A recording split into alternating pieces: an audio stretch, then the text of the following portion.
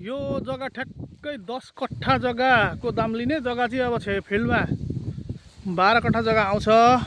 यस्तो छ पछाडिपट्टि यो घाग्रा खोलो भने पनि भयो, पैनी भने पनि भयो। यस्तो सानो तिरतिरै छ, जरुवा पानी मात्रै छ अहिले हैन।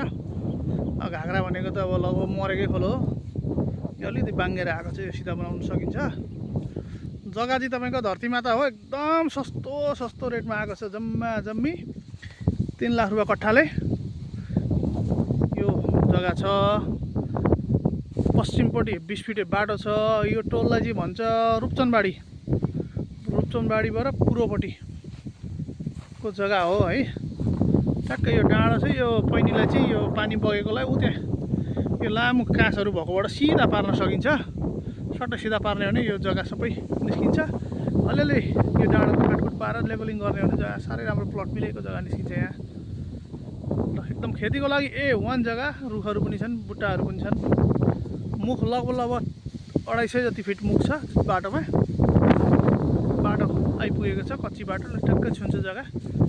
बाटोले जग्गा छुँदै यसो उँभो लागेर माथि त्यो मसलाको रुखहरू भएसम्म पुग्छ। यो के अरे बारादशी गाउँपालिका वडा नम्बर 6 जग्गा यो।